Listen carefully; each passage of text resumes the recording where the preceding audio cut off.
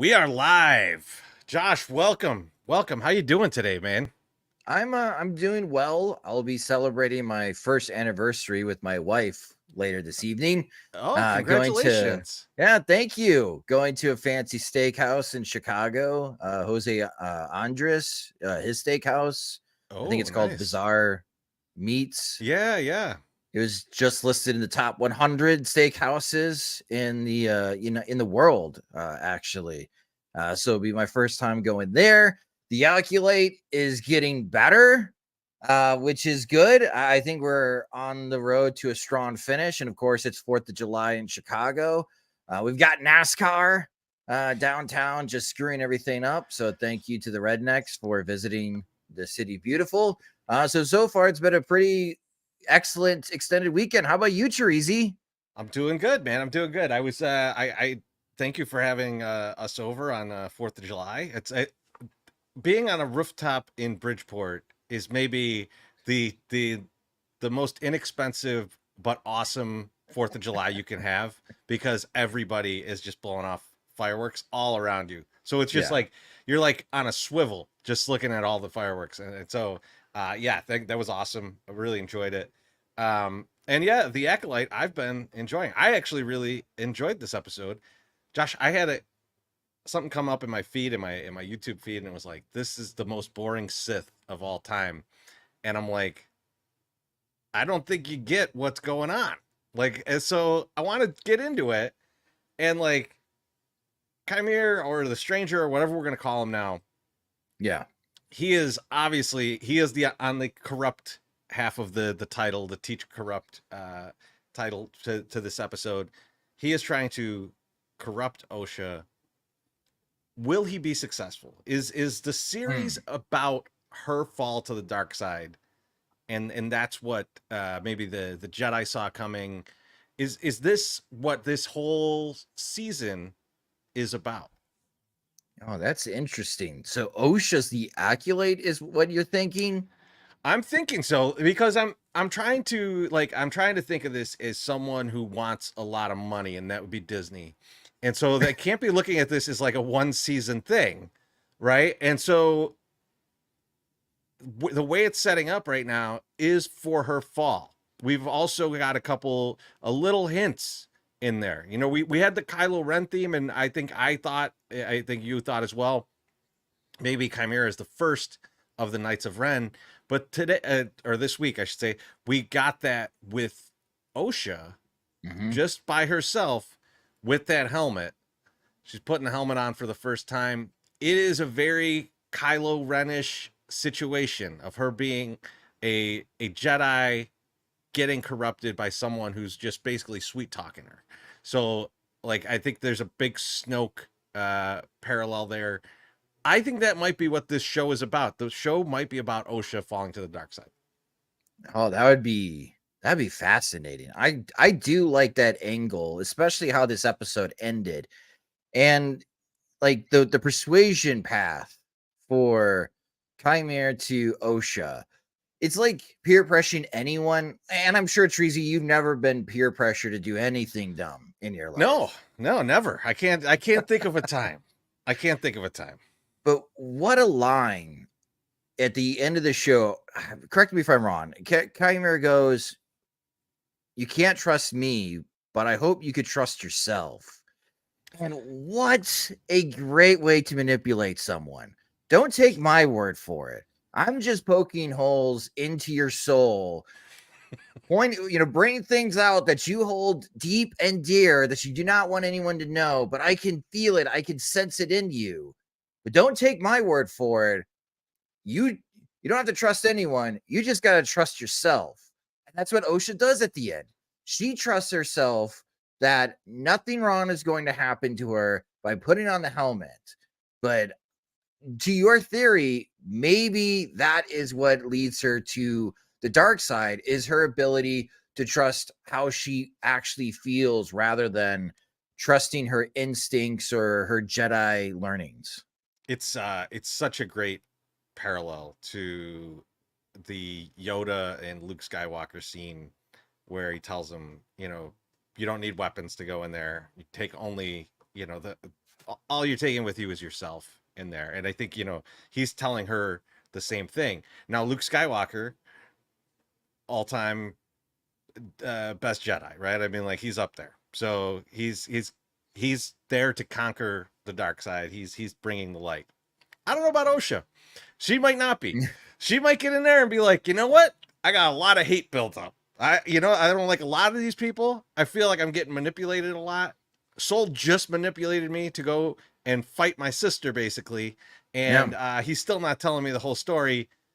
I got some issues I got to work out in this helmet, and I don't think it's gonna go too well for her. Osha, easy top 5 Festivus possible guest. I got a lot of problems with you people. Yes. Her grievances are about to be aired. That's what I think we're seeing right now. So I'm pretty psyched about it. I think that could be it. And I also, like,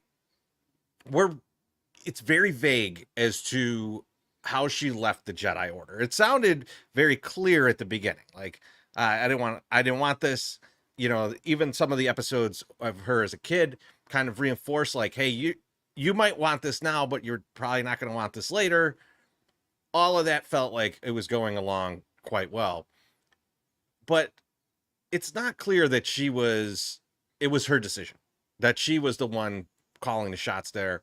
Maybe she was cast out. Maybe they saw the darkness in her. Maybe it was a very similar Luke Kylo situation.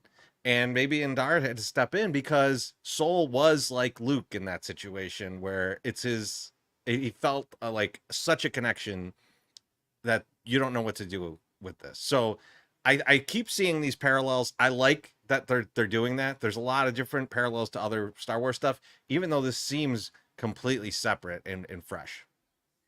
Yes, I agree.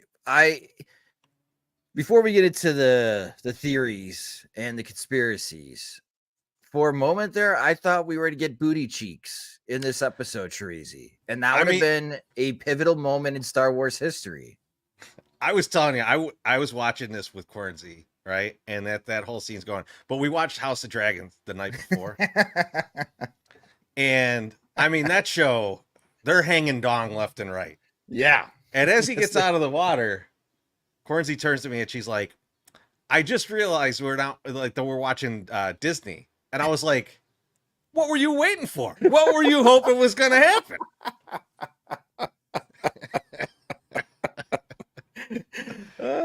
Chorizy. All right. I know she could be seduced to the dark side. All right. She's on vacation right now, so I know she's not seeing this. So I could tell that story.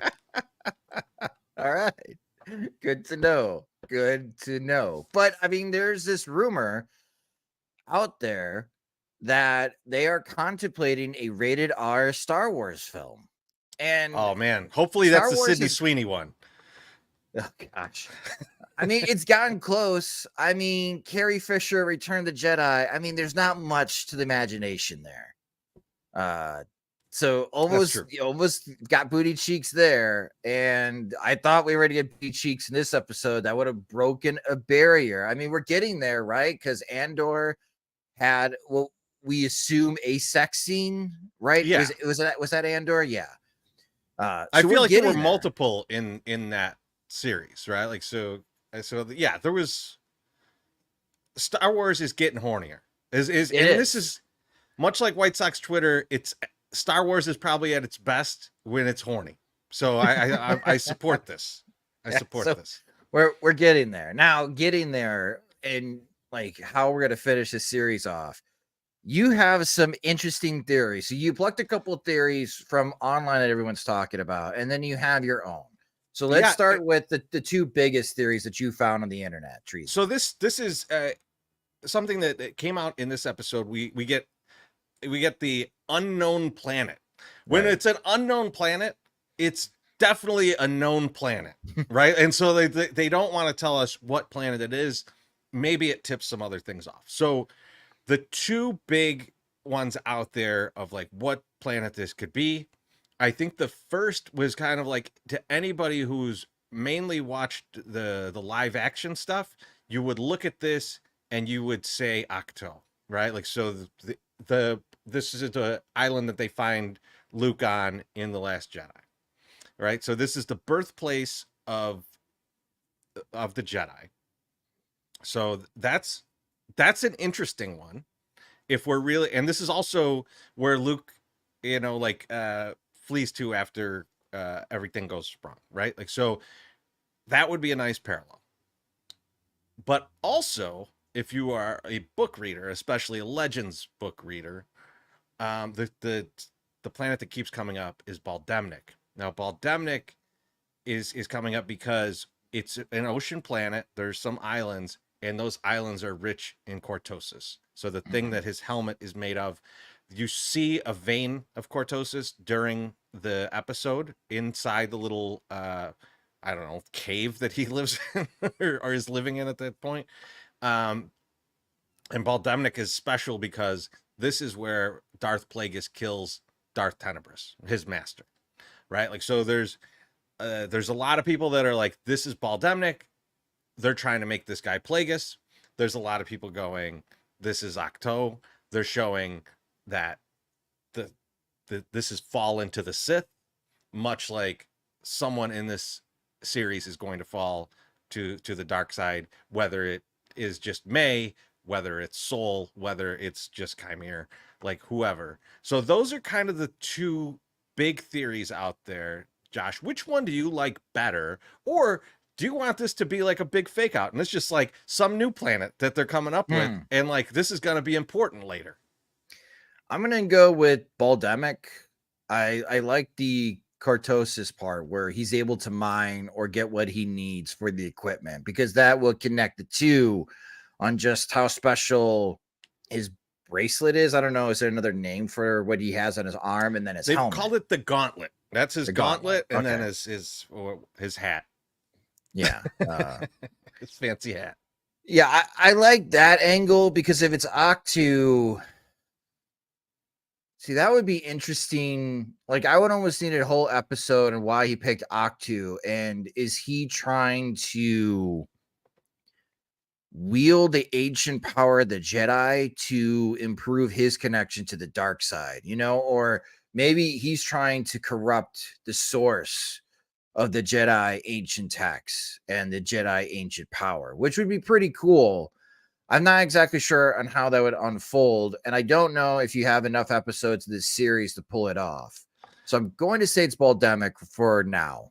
Yeah, see, I'm with you there, because the Octo thing is cool in the sense of, like, if you read a lot of the books and comics and stuff and get deep into the lore, there is a lot of like Jedi building temples on top of Sith temples and Sith building temples on top of Jedi temples and all this other stuff.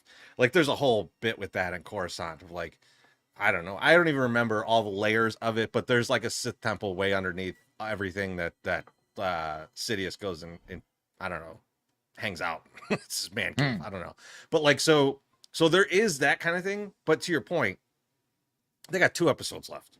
They ain't drawing that out in the next 2 episodes, right? So I'm with you. I like the Baldemnik thing. I think that it would be a cool kind of like nod to the Plagueis Legends books without it really having to be that he's Plagueis or that anything like that. Like, I don't know that, like, I think they know that, like, if you change the species of Plagueis, it would just piss everybody off. Even though it wasn't really canon, it still make everybody mad. So, like, I don't think he's Plagueis. Like, I'm not feeling that.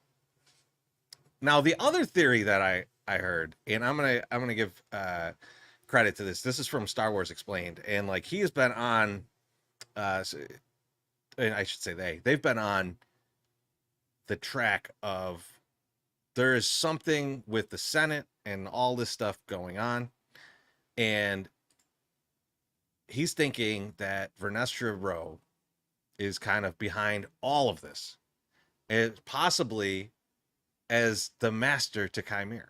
Now, we have no idea what happens with Vernestra in the books, so there is a gap of a good 100 years that we don't know what goes on with her. We do know that she has some visions of darkness. Her light whip is considered a dark side tool, and that she hides it from people for a good portion of the books because of that. And so there's a possibility, but I would like to know what you think. But more so, these scenes, is this how the Senate gets the grip on the Jedi?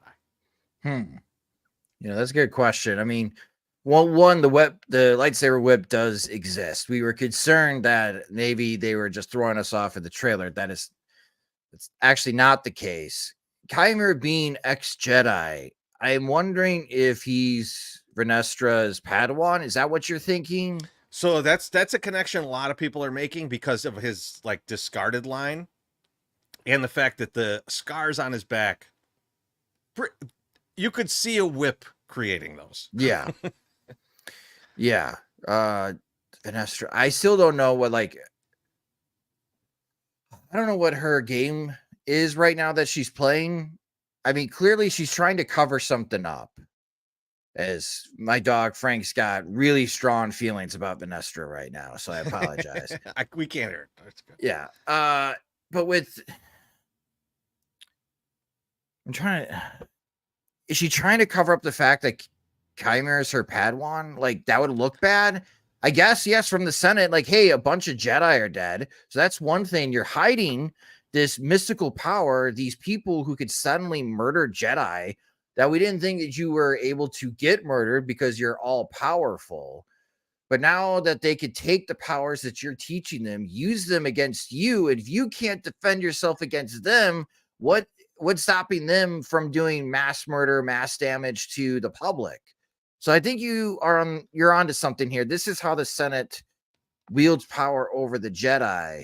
Just because the Jedi can't defend themselves, and they can't defend themselves and stop having people leave the order to become Sith, Right. then yeah, the Senate has to do something to step in. Yeah, and I think I think you're on the right track here as well. Like I think it's maybe not that she is like a Sith or she's the master behind all of this, but if that is her former Padawan and he's out there causing havoc, this is the kind of thing where the Senate would be like, this is why we need oversight of you guys. Yeah. This is why we need to know everybody who's there. We need to instruct what assignments you go to, what your jurisdiction is, all that stuff, all the stuff that we see in the Clone Wars, right? Like this could be like the first step on that. And that's kind of, I feel like this show is a lot of that. It's a lot of like, how did we get there? And this is like the first step in all of that happening. So I'm with you. I don't know that she's like a dark side user or anything. The light whip was cool as hell. I will say that. It is cool. I do think she ultimately dies, though. I think we're going to get a Vernestra versus Chimera battle, and Chimera is going to get revenge on her. I like that. I like the idea that there's like some kind of connection there, and that she she ultimately has to face him, and when we see, maybe there's a final battle there. I also have a theory that Chimera's not a fallen Jedi. Like that whole story is BS. Like I don't, and he pauses. He does not say that his Jedi master was the one that gave him that. He just said someone discarded me. So I think he's just manipulating. He's just manipulating Osha, and he's saying, "I'm just like you. We grew up in the same place." You see this out in the real world all the time, right? Like someone pretends that they're from like a way worse neighborhood or something than they actually like Schaumburg. were. Yeah, right. Yeah, like the mean streets in Naperville, right? But they're not, and they're just they're trying to connect, right? And usually that's in a very friendly kind of way. This is in a very manipulative way. Yeah. And he's trying to say like, oh yeah, people like us, people whose power they fear, they're going to discard. Then they're going to discard these people. What I actually think he is, and what I actually think it might end up being his downfall, is that I think he is an apprentice of Darth Tenebrous, but I think Tenebris discarded of him. And I think that's why he knows where Baldemnik is. That's why he is able to talk the talk, basically. But ultimately, the timeline, you know, and I'm talking Legends timelines here, so I know those are just out the window for the most part. But it doesn't match up for him to be Plagueis. I don't think they'd make him Plagueis. But Tenebris wasn't a big Rule of Two guy. He had another apprentice at the same time as Plagueis, who Plagueis ultimately has to kill.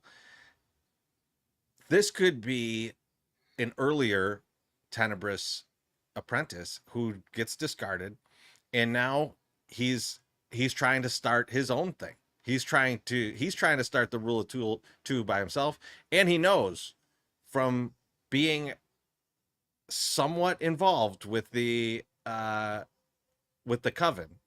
And I'm gonna say, additionally, he was possibly at the ceremony for Osha and May. I think that he's knows a lot more about that coven than we're getting out of him, and he really believes in that power of two piece, because not only that, it's for the Sith, it's for them, and he needs someone, Osha really, to be able to challenge Tenebris, to be able to go and try and kill Tenebris, and that's his ultimate goal. He won't get there, Yeah, but I think that that's maybe his storyline more so than like this fallen Jedi thing. I don't really quite believe the fallen Jedi thing. I think the marks on his back are to throw our attention to, oh, this is probably Vernestra, and they're just kind of pushing us away from the reality. got it. Okay, I do like this theory because it follows what we've seen from the Sith and like other forms of Star Wars. I don't like my master anymore. Join me, and we together can overthrow them.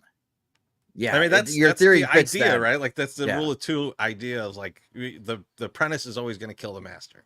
It's how it's supposed to be. In fact, the masters tend to be okay with being killed by the apprentice if they're powerful enough, Yes, which is wild. it is wild. The Sith are wild, wild people.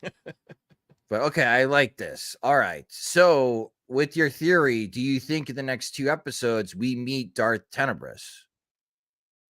I don't know if we do. Save that for season 2? Yeah, I think he might be alluded to. I think that might be like, I think that like Soul may have a confrontation with Chimere where he tries to dig out who is his master, and we'll see what he gets, and possibly we get a name drop, possibly we get you know, like, I don't have a master, but I'm going to, or he tells Osha, we're gonna kill Darth Tenebris, you know, like something like that.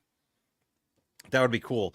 I think it also harkens back to like why he says you might call me Sith when he might feel like he's not. He didn't ever achieve that. So yeah, I think there's. I don't think Tenebris will be in this, but like I think we could get a name. I think we could get some mention of him. Yeah, let's see your theory holds up and is right. How wild would this series be if the ending, like, if someone names drop like She Palpatine and it's like a young Jedi that like turns to heed whoever is calling for them, like Yeah, I Jedi think Master She Palpatine, and like looks into the camera, and that's how this season ends. I think it would be interesting if we get a weird name drop. Like, I mean, like Palpatine would be a really good one. I think they'd have to flash forward a little bit. Higo de Mask would be a good one, which is Plagueis' real name. Like that would be a good name drop, or possibly one of his, I forget what his parents are named, but like Tenebris manipulates the parents into having an affair, and that's how like he gets Plagueis. He basically creates Plagueis. Oh, those Um, Sith. yeah, I mean they're a horny bunch. They're a horny bunch. But Executive yeah, producers of cheaters. but I think there's a lot of opportunity for this to be someone who is important to the overall lore, but is not one of the people that we know about right now. And I think that that would be a good way to handle this, um, just to keep the nerds at bay and let everybody feel good about this. All right, so on to the kind of last piece here. Soul has a very interesting episode. Like you Yes. can't tell if he knows if this is May or Osha. There's clues that it's not Osha. It seems like he takes a while to understand that, but maybe he doesn't. What do you think? Do you think he knew kind of all along, or do you think that like there was like maybe like the moment where like the pip droid looked a little different, that he was like, what's going on here? Yeah, when he mentions Pip, I think that's when he shows his hand that he knows that, oh, you're not Osha. Uh, your mannerisms are not the same. You're not as eager to try to fix the ship. You take way too long in fixing the ship. Maybe I'm the one that's shutting down key aspects of the ship to test you to see if you're actually Osha or you are May. And congratulations, May. You once again failed one of my Jedi tests. And now I have handcuffed you into a medical bay bed, and you will hear what I have to say. And that's how the episode ends. It's What very different, and it's a bit jarring from what we saw between Osha and Chimera. I'm with you here. I think you're on the right track. I think that maybe Basil was the one messing with the systems, but at the same time, like I think you're right. Like that's what brought it out. The pip droid is where he really was like, oh, okay, that's not Pip. That's Pip's head on someone else's body. That's Yeah. weird. But we get to this point of so you're going to listen. What's he gonna tell her? What is the tale that's coming here? Our justification of wiping out your family. Yeah, I think it could be, right. And like I'm I'm interested to understand what her real role was. Like, what do you think when he tells this story? Is she still the one that burned things down, or did she just like give them an excuse for why they could now attack and destroy this whole community? Well, he may try to say it was not his idea, it didn't participate, and he tried to stop the other Jedi from doing this. But obviously he failed. There you started the fire, but there was things in motion long before you started the fire. But we couldn't control the destruction, and your covenant died. And I'm sorry. Like, I tried to stop a fight, but when the fire broke out, they thought it was us. We were defending ourselves for something that you did. So don't blame me, and don't blame the other 3 Jedi that you murdered for your transaction. Like, that's what I think is going to go down between Soul and May. I still don't think May's gonna buy it, but Soul didn't. I don't know. Like, Soul didn't follow instructions from Coruscant. He was supposed to stay, Well, but that was going to be the other thing I was going to ask you is why did he take off? Why did he just bolt? because now that he knows he has May, the only way he's going to get Osha back is try to use May as bait. But Chimera, I think, is going to get the upper hand there because I think he found a better Acolyte.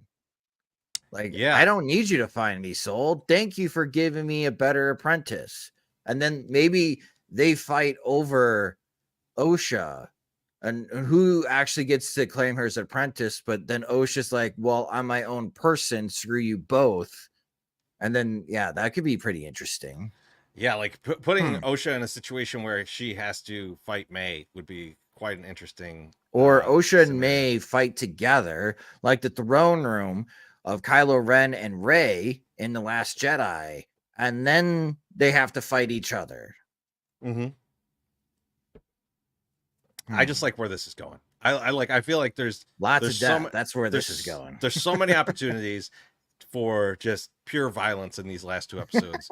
I do think like so the thing that keeps like banging around in my head is the other Jedi in the story that we're gonna hopefully hear next week from the trailer, it seems like Kelnaka is attacking Torben at one point. I have no idea what that's about. Like, I assume one of them is I missed the possessed trailer. by the one of them is possessed by the coven. Like, that's all I could think. But Torben also obviously has a ton of guilt about whatever happened. Kelnaka seems to as well. I am very intrigued as to what actually went down purely with the Jedi that night. Purely with the Jedi. And I think that we're going to hopefully finally get that in episode 7. It has to be awesome. I think the series hinges on this next episode. Like, if we're going to get the story, if we're going to finally unleash the mystery that we've been kind of wondering about this whole time, they got to nail it. You think they got it? You think they're going to be able to hammer it home? Well, these last 2 episodes have been a lot better than the first act. I mean, we in this series so far we have a very weak first act, and then episode 5 lived up to the hype. Like, they hyped that episode up, and it met the hype. And episode 6 has been very good, so we have a very strong second act. But yeah, like with the third act being 2 episodes instead of being one, the 3, like act 1 and act 2, episode 7 carries a lot of importance. So I think I buy your argument. This is the critical episode of the series. And if it's not good or they trip over themselves, then I don't know how they land this plane in episode 8.